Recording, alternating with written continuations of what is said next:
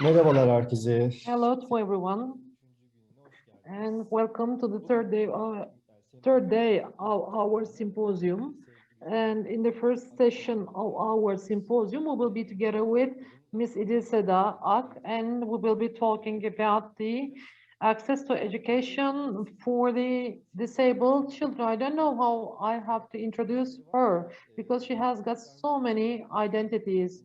Probably you might have listened to one of her presentations somewhere, but I would like to summarize after her undergraduate degree, accomplishing its Boğaziçi University. Then she worked in the rights of the disabled people, women, children, and in all related fields. She worked and had studies, and she also contributed a lot of institutions, and one of them is the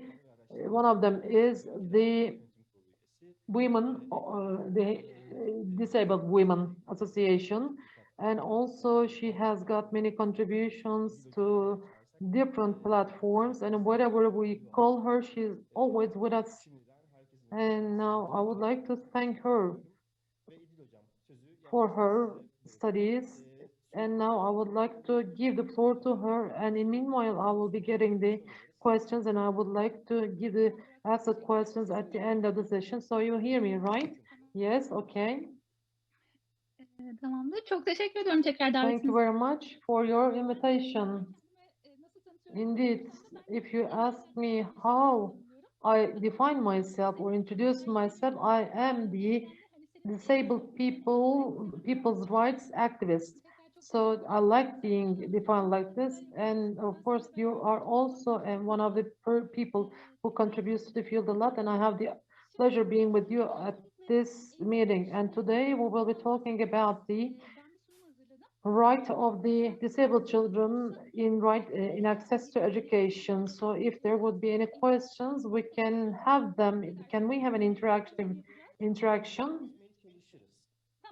So we shall look into it afterwards. So let me just start. So I have really an intense program today.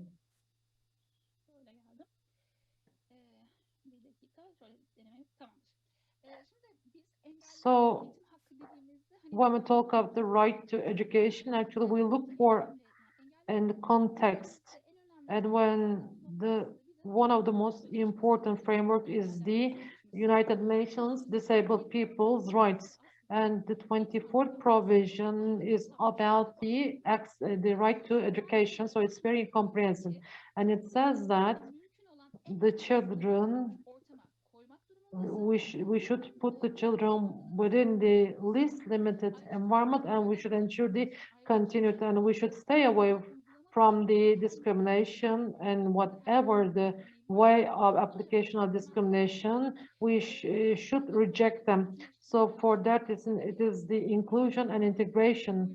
So actually this project had two fundamentals at the very beginning, and you carried out a lot of studies on this, and I think that the results have been beneficial for the participants.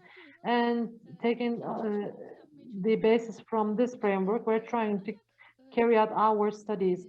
However, so one of the important provisions of the agreement is that in order to provide service, of course, we have to collect data, and also there should be the differentiated data to be collected. However, when we look into the statistics of the disabled in Turkey, we see that there aren't updated statistics, and the Ministry of Family and Social Affairs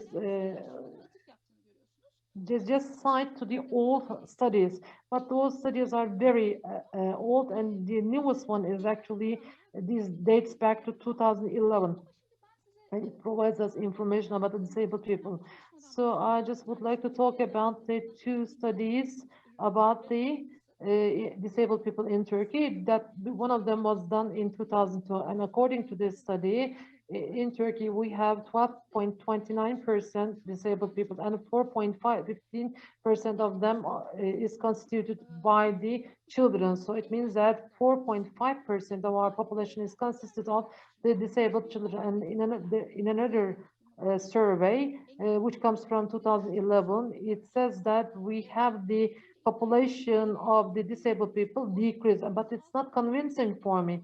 It says that we have 6.9 disabled people, and 2.3% of them is consisted of the children. Actually, we don't have the exact numbers, precise numbers, and in terms of the latest statistics, so we see that we have 22 million children in Turkey, and the statistics are rather confusing, and between 5,000 and 1 million, we say that there are hindered or disabled children. So when we look into the statistics of the national education, we have 4,250, excuse me, 425,000 disabled children. And of course, we see that there are still important groups who do not have access to education. So this is what we understand from the statistics. So every year, the Ministry of Education does something very good, and it publishes its own statistics. And when we look into this, actually, this table is from the Association of Autism Children Association. So thanks to them. And as you see, every year in every group there have been some increases, and there is an increase. There is the participation at the level of primary school, secondary school, and high school. And at the very bottom, we see the participation in preschool level. So just to draw your attention, I would like to talk about the recent years data. The preschool data, we see that there are 549 children are the inclusion students. I'm just sharing with you the inclusion data. And there are 114,000 children who were in inclusion students in the primary school, and for 59,000 in high school, and 109,000 in secondary school. And if we just look into the data, we see that there is an increasing number. There's a linear type of increase. However, when we come to the last year, we see that we have a great loss in inclusion students. And in preschool, actually, there is a great decrease. However, every year there has been a decrease in primary school. However, this year there is a decrease. Last year there were 119,000 students, but this year we have 114,000 students as inclusion students. So for that reason, we can say that in the system, either these students who would have been inclusion students, they did not start school, or they have become the students of private or special education schools. So let me just continue. In this table, we see that the data that I have just presented, I show them as the levels. So 114,000 students go to primary school, and then this number increases to 144,000, and then goes down to 59,000. There are certain data that we have to read here. In primary school, while there were 114,000, how it is possible that there is an increase 144,000? So when we discussed it with the ministry told us that, you know, that there's this examination at the end of the secondary school, and in order to go into these examinations, the ones with disability should have reports. So the families who avoided to reveal their children's disability, they go into this group indeed. So some disabilities which could not be recognized in primary school, in the secondary school they started to be recognized, and then they're involved in this statistic. However, in high school there's a great loss, so 144,000 just goes down to 59,000. So we can ask, where are these 70,000 students? Some of those students are no longer inclusion students, perhaps their educational status are better. So for that reason, they do not have this disability report, and it can be said that they continue their education as a standard student because they do not have disability report. However, this is very rare. And another issue is that they are out of the inclusion system and now they're in this special education system. And another option is that, and unfortunately, it's one of the still good things that they are in the system. They may be going to the open high school, but the worst thing is that they drop out of school. So when they are in the high school, they are no longer a part of the inclusion education. They are out of the system. So in the in the third level, they indeed are drop out of schools. So how we cannot protect their right to education, it's really a big problem because we have the compulsory education for 12 years. So we want to make a comparison of the students in the open high school. Then unfortunately we're not given the data from the ministry, so it's not possible that we can do the double check. So in this table again, in the recent years especially, the, la the, the last line tells us the situation about the recent years, and we see that there's no linear increase. It's rather fixed, but the latest statistics are not included, and we see that there is a big decrease because of the pandemic. So in terms of statistics, what the ministry does not publish, actually the register rates are published. However, we do not have the attendance uh, in the schools are not published. So we do not know what is the kind of what is the rate of schooling, and we do not know what kind of what kind of disabilities are. So we cannot access to these information, and also we do not have the distribution in the provinces, and we do not know where those hinder disabled children live, and also we do not know the data related to the students going to the open schools. So now I look at what are the problems in inclusion and integration education. What are the violations? First of all, we have the problem of registry enrollment. When the children go to schools to be enrolled, there is a risk of or probability of that they would be rejected. And within the enrollment process, we see that it just goes along with the insistence of the families, and we know that as NGOs. So actually, we're already in the register process. So there are a lot of applications we receive.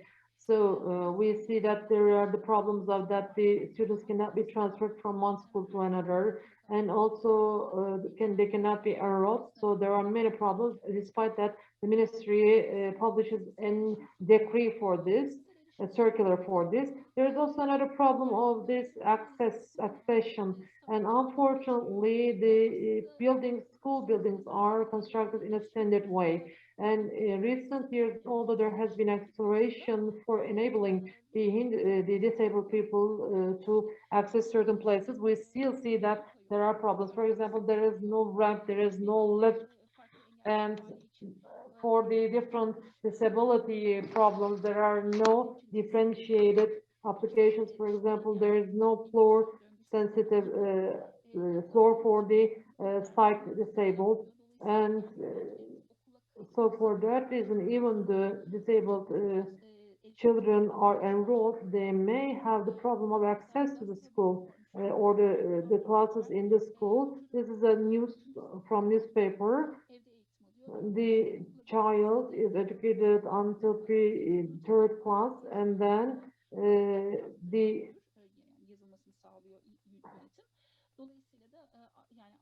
there is the problem of not being able to access to the second floor. So for that reason, this child had to go to repeat the third class because of the director's or principal's order, because that the second floor could not be accessed because of the drawback in the school that there is no lift. And once again, of course, the discriminative and bullying problems exist. And as you would recall, there are some examples. So in this newspaper, this is from Antalya, and the student was left alone in the class. And Naksaray, for example, you would remember that the autistic children were protested. So actually, we come across with such cases, and there is also a case we had in the beginning of this year, and this child came across with a bullying. And of course, we have to take measures over all this. And when we do the informing to the ministry, so the ministry tells us that there is no information or notice sent to the ministry. So accordingly, we think that just they receive the letters and they try to solve the problems inside the ministry. However, we still witness that the problems are not solved. And related to the bullying, in our legislation or regulations, we do not have any sanctions. So for that reason, we have to take measures as well. There are good examples in the UK, because the UK is the country where there is a bullying, intense bullying, and it's frequently discussed in that country. And we have to take an example for the sanctions and for the applications there. And another situation is that some, of course, applications, adaptations actually should be done within the buildings for the disabled children. This should be about the service purchasing, and this is in news again from a paper. Despite that the child is physically disabled, the the state, the government provides a provides a facility of service to take the child to the school from home. However, the child cannot access this service bus. However, what happens is that the school does not inspect the service bus that the service was purchased, so the child cannot access this bus, and this is not inspected by the school. So for that reason, related to the expenditures made related to the budget of the ministry, we're trying to question it, and we try to see it as transparent as possible. And also there are the problem of the content adaptation, and this is one of them is related to the inclusion students who have sight problems, sight disabilities. We see that there are no softwares for those children in a period where we have high technology, advanced technology. Indeed, there should be there shouldn't be such problems, and this is really very sad. And within Fatih project, as you would recall, that there is a great expenditure made for the furnishing of the schools with technology. And of course, these all have to be followed and inspected accordingly. And once again, related to the content adaptation, there are some examples. So the teachers, academic wise, how they do not know how can they do adaptation, and then in terms of the behaviors of the teachers. For example, a child who needs to read the lips, we know that the teacher does not speak to the child while looking into the face, and these are all the information that we receive, and these are all have to be hindered, of course, and we will also be discussing them in the upcoming time. And one of the greatest problems is that the qualified individual's education program cannot be done, and unfortunately there are the qualified trainings are missing for preparation of individualized education program, and the teachers cannot know how to do the planning or the evaluation, monitoring and evaluation. This is really important.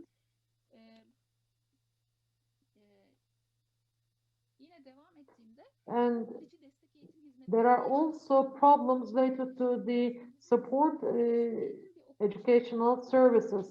We know that the support is provided within the school and out of school in our country. So I am a person who is closely following these issues, and the actually the special education which is given out of the school, I do not support it, and I just advocate that these trainings should be provided and education should be provided within the school, because we cause the child to get tired just making the child being be make the school child go to school and as well as go to special education. So while the child goes among the special education institution as well as school, there are certain differences she or he is exposed to. So in the in school support services, there are certain problems. There is a problem of physical environment. So most of the children should get the training and education within the supported classes, and we see that this does not happen. So for that reason, we see that the families do not support their children to go that schools. And also, once again, in these supporting classes, there should be some certain materials, and they lack. Unfortunately, of course, these are tried to be supported, but they are not enough, or the materials sent are not know how to be used by the teachers. And once again, the number of the teachers and as well as the qualifications of the teachers are problematic, because the teachers who do not have or who are extra in number are actually sent here. They are not sent intentionally, and also the ones who are willing to teach say that I have got certain question marks in my mind to teach the disabled children, and they do not know where to get the help from. So for that reason, within the system, there is the lack of a structure where those information could be provided, and there are also some instances where the things known are not right. They are done in a wrong way. So, so far, actually, I explained the status in the what happens in the inclusion education and what happens in the special education. As you know, this is in private schools as well as in the general education institutions. This special education can take place. And when we look into the statistics, we see that 25,000 students in high school, 34,000 students in the primary school, they benefit from these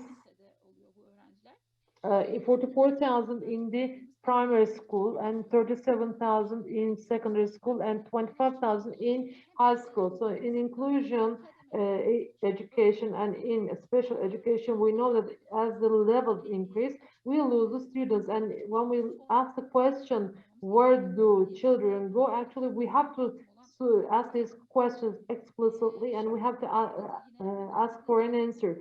And in the graphic, we see once again what I have said. So 45,000 disabled children are present within primary school, but this goes down to about 25,000 when it comes to high school education.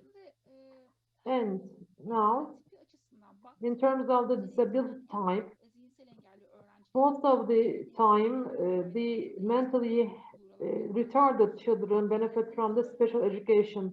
And for that reason, mentally retarded children's schooling is important in terms of this special education. So if we look into another data, so the number of the students is 107,000. However, the number of the classrooms is about 10,000. So it means that for every 10 students, there is one classroom. It is just rough estimation, of course. And once again, in the system, what is confusing in my mind is that you see a student, for example, that has a mild retardation mentally. It writes in the report, and then one of those students is within the inclusion class, and the other one is within the special education school. However, they're all defined or diagnosed with mildly mental retardation. So to which extent we trust in this system, to which extent this system replies and meets our expectation is really full of questions. So as the NGOs, we can easily interact with different schools. So for that reason, we can do the observation easily. Perhaps these teachers just see their own students, so they cannot make a comparison. But when we see this, indeed, we see that the difference in between is not so precise. So it is really not known, not clear how these placements are made.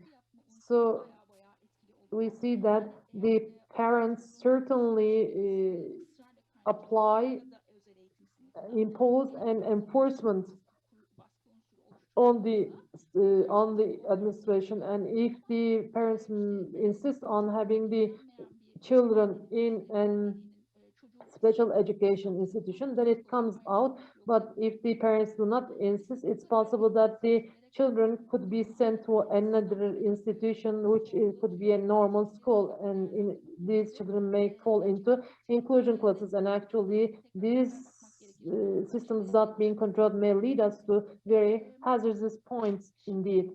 So here, so when we make an evaluation in terms of the teachers, we see that there are special education educators, one or two for each class. So for that reason, we have limited resource in terms of the teachers. So why don't we benefit from the teachers in a more efficient way? And why don't we put these teachers into the other schools in those standard schools where they could act as the assistant teachers? Italy is a good example, and Italy has certainly as a whole an inclusion education. And once I was working in the ministry and in the Ministry of National Education, and we were paying a lot of visits to foreign countries. And there in the classroom teacher, the special educator, and as well as a health professional would be in the same classroom as adults. We saw this, and this is possible. It is I saw by my own eyes, so I always advocate for this. And we have to change the system, and we have to be able to employ our personnel as required. And once again, related to the applications of related to the teachers, there are certain problems.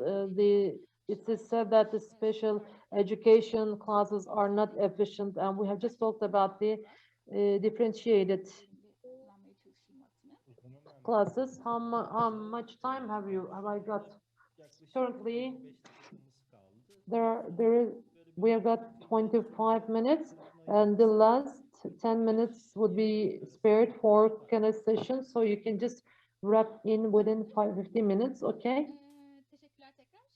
Thank you.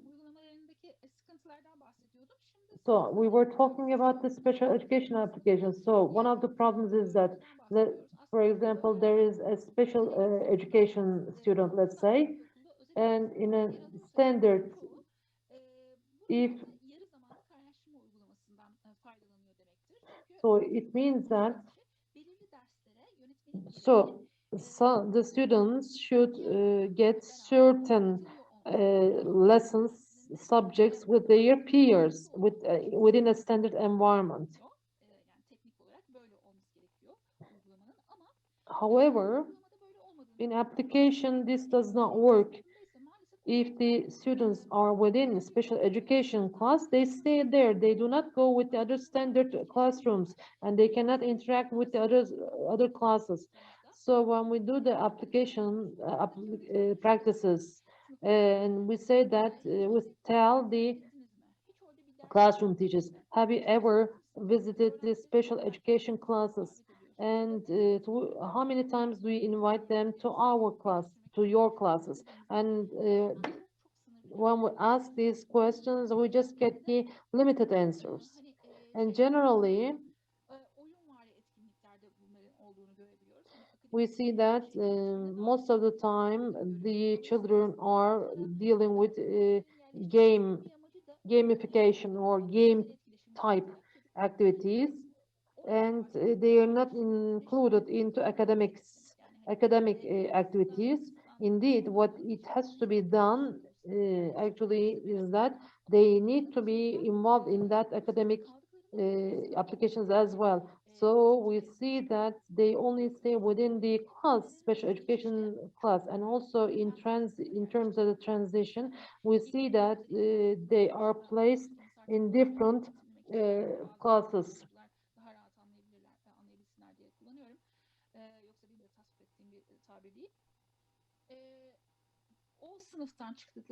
So what happens is that when they leave the primary school, perhaps they find for themselves and this discriminative classes or separated classes.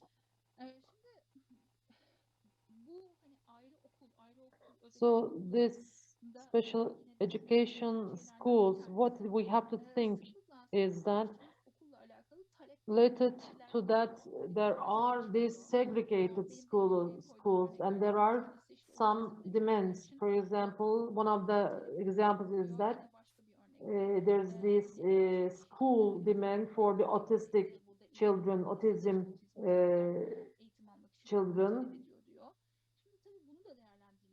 And of course, this also has to be evaluated. So it is not rational that to avail such schools in every province in terms of human resources, whether this is a reasonable demand, we also have to do this. So not with this decomposed schools or separated schools, we have to consider the other methods. The parents have the greatest demand is that when my children are placed in the inclusion classes, they cannot get or they are not given what they're supposed to. So actually, indeed, the inclusion education should be more qualified. This is the most important, that they should not be separated. And in terms of the latest data, there is a new application of the Ministry of Education. It is the separated or special kindergartens. in each province there is this special education kindergarten.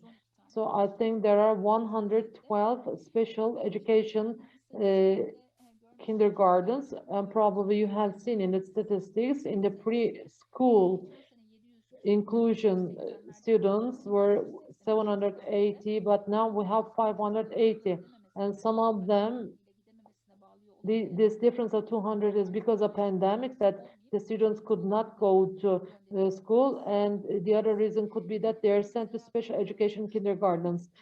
And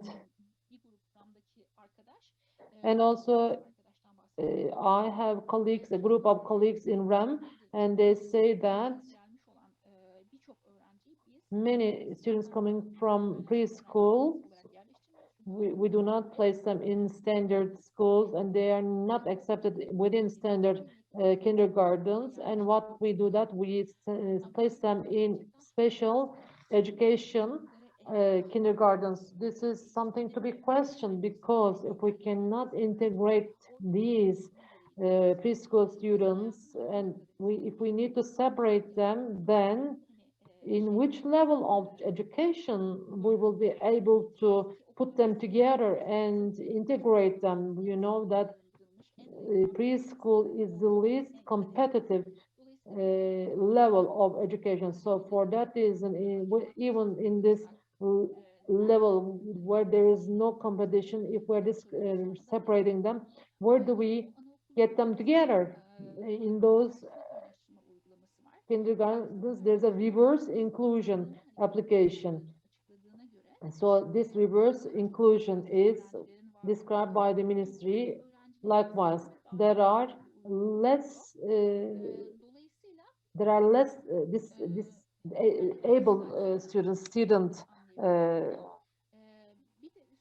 children without disability and more disability children. So if we put them together, then this is why this is why this is not a standard kindergarten rather than the disabled kindergarten. So when we look at it from the perspective of the teachers, we see that the teachers are not included within a qualified training, and the standard, in a standard wise they are appointed. And what is different only in this application is that in the special education kindergartens there are special educations appointed. So actually what we say that this should take place in the standard schools, and we should not call it a special education institution.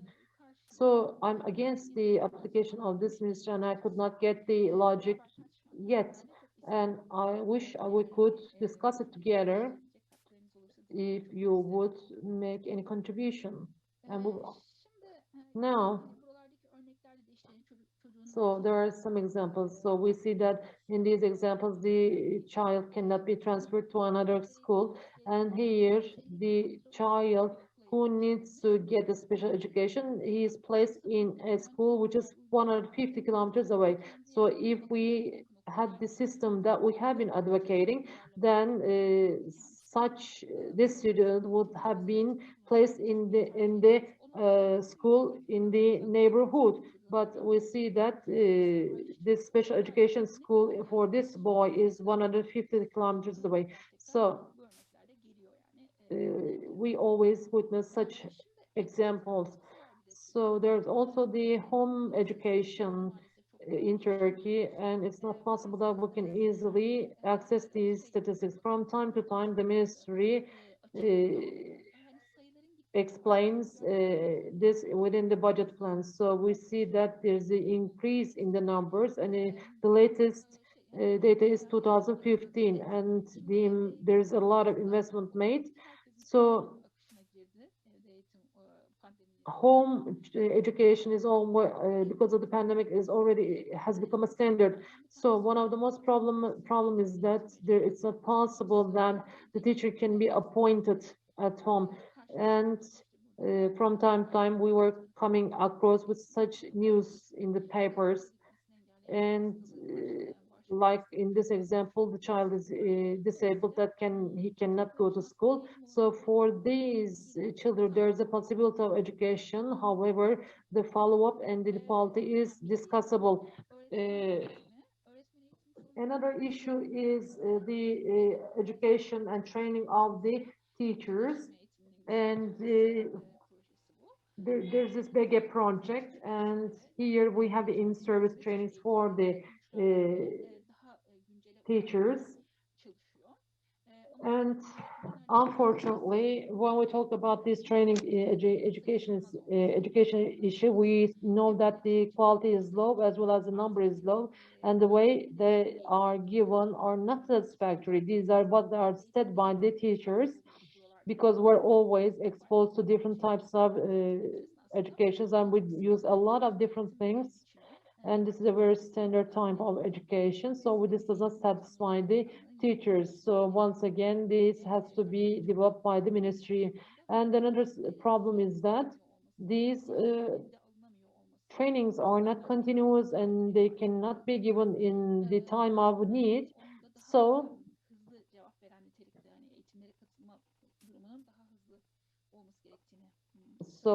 the teachers say that they need to attend the meetings timely when there is need. And the ministry, of course, tries to meet the deficit of teachers in certain ways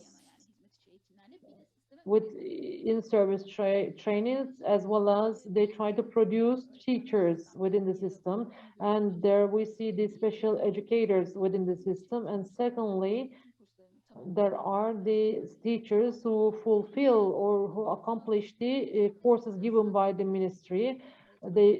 So there are also the teachers who accomplish the 80 hours of in-service trainings, and also the teachers who are not appointed in certain civil servants are within this system. And actually, some of them have the background of special education, but most of them don't. And even some of them do not have at all the educational background.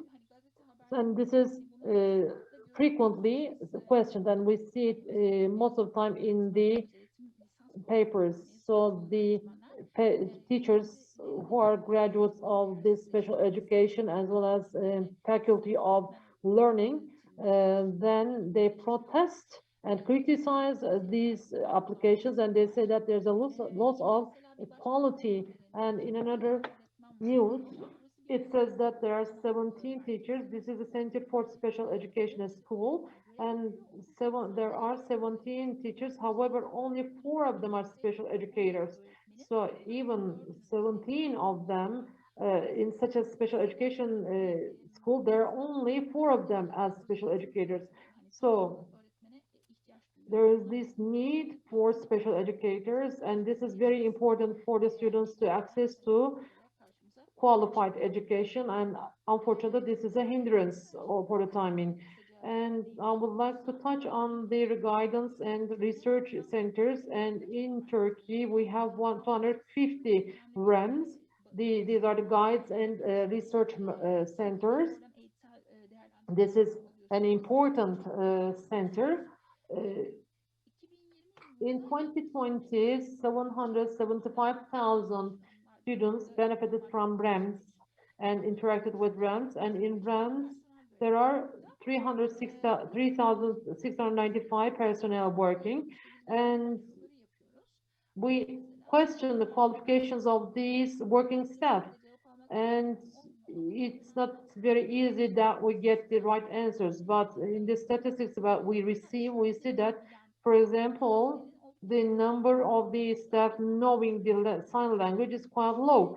So then a student who has an hearing disability, how it is possible that this student can be contacted and communicated? And then for the students especially who can use this sign language, we actually ask the questions, asking questions, we try to understand the systems, and of course it's not possible to neglect the negativities here. And also in terms of the tests, we see that these tests are very old, and the ministry carries out certain studies to renew them and tries to educate the personnel and staff, and they try to apply these tests. However, it's quite slow. The system progresses slowly. There is such an effort, however, the application is very slow. And we see that there is the evaluation with all tests. And this is the structure we come across. And to which extent these tests being used is, to which extent it's right. So once again, these guidance and research centers, RANs, have got the intention and purposes of researches and visits, and they do not do actually researches. And in terms of giving information, what the RAMs do to inform the teachers, we observe and we examine them, and we see that many of the schools say that they are not visited by RAMs. And there are the schools which are visited by the RAMs only once a year. And RAMs, in terms of the works carried out by RAMs, the teachers should be informed, and the teachers should have a close relation with the RAM centers. And when there is no place that information could be obtained from within school, the RAMs should be the best place to obtain information from.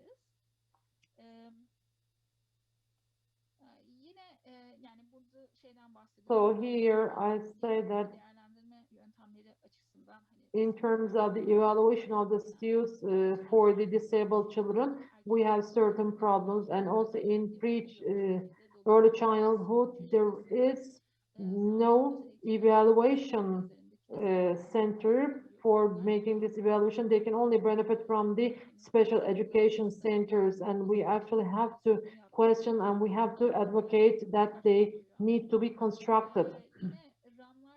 And once again, RAMs, there's a news related to accessibility of the RAMs.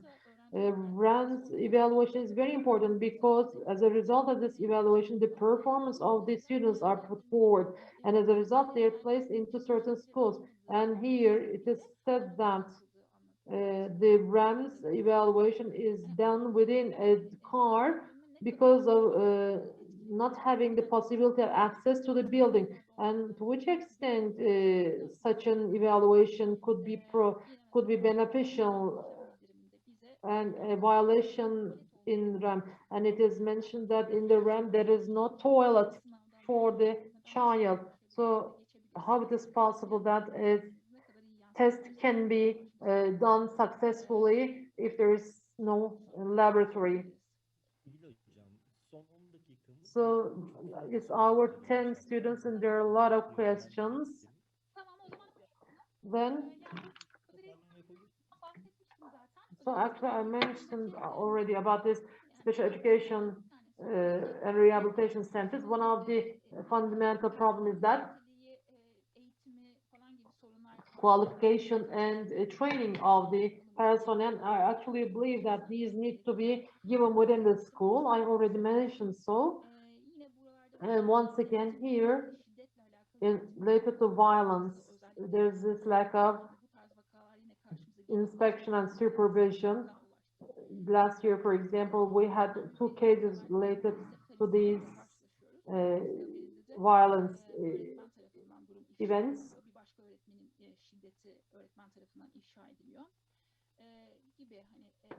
So these are also other problems.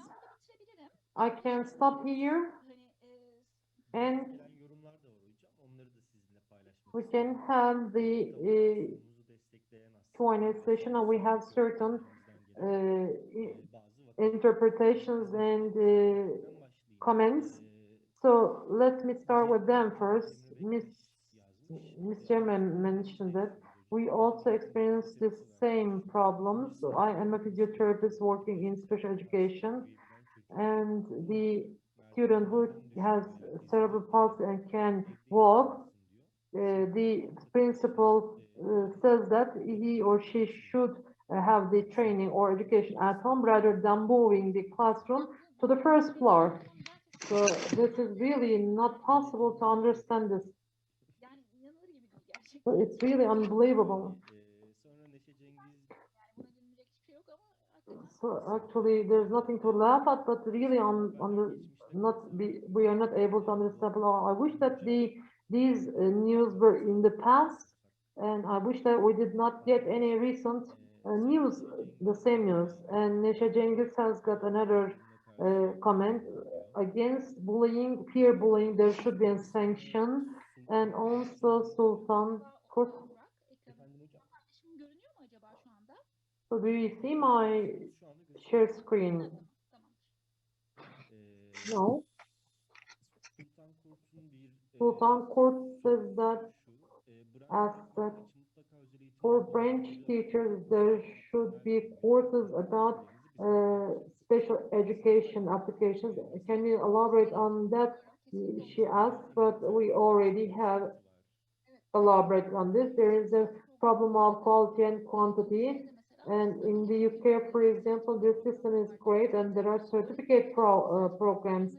And the teachers accomplish these programs. They can have an idea about the special education programs, getting these certificates from the higher education or universities. And afterwards, what happens that they can accomplish their PhD degree all through with these certificates, and this is really helpful for the teachers to build a career for themselves as well. So this is not only the solution could not be only with the in-service trainings, but the solutions could be making interactions and cooperations with the academia. And Ms. Neşe Cengiz says that in our country, do we have the efficiency through integration or inclusion? Related to this, indeed, I don't know whether there are comparative studies or not, because the academic, I know that there are not big studies. However, the integration education is more successful compared to inclusion because there is this more interaction and learning among the students, and also in integration there's more expectation, and in the special education actually is quite low. So for that reason, the student could be only nurtured with what it is being provided. So for that reason, I think that the integration applications should be strengthened, and I think that we should insist on that. And you gave the Italy example, and previous prior to the pandemic, I was in Italy, and I was in Italy. It was a primary school, and there was Clara, a student within a class, and I had a good experience with that student and the teacher, and it was great. The system was performing very well, and I hope that the same thing happens in our country in the shortest time. Italy has really got a great will. And just years ago, Italy articulated that they would be transferring to this system. And actually, Italy says that in the education system. So when we look at the OECD examinations, PISA, and so on and so forth, we see that it is not very high. However, Italy says that I pay attention to other things rather than academic success, and I'm insistent on that. This is what it is said. So this is also done within other fields other than the disabled children. For example, it has closed down already the mental health hospitals, and the mentally sick people are actually trying to be healed within the society. So for that reason, they insist on this. So I say that we should insist in that in that regard. We are really very much academic success focused. Perhaps China can do that, but we are not in that position. So in terms of our fundamental rights of people, we cannot accept to lose any person in this respect. So it's our last 1 minute. Just, I just would like to read something, just just information for you. Within the system, there are the teachers of the undergraduate teachers who only have their certificates from the public centers, public education centers. So for that reason, I have already said so. So we see that, for example, a graduate of an establishment business management, we see that they work in the private special education. So if we insist on special education, we should also be assured of the quality of our special education quality. So actually, it's possible that we can talk about it until morning, and then we would make you miss your plane. So this is,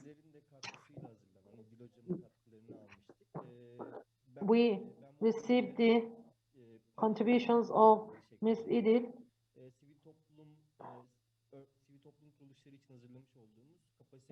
We have a capacity development module, and if you can download this module from our website, Ms. Edith and our colleagues, experts, they lengthily speak and discuss these issues. Is there anything you would like to share? If you would like to reach me, please, I would like to share my email address, edith.ak@yahoo.com. So thank you very much for your contribution, and let's to see you in the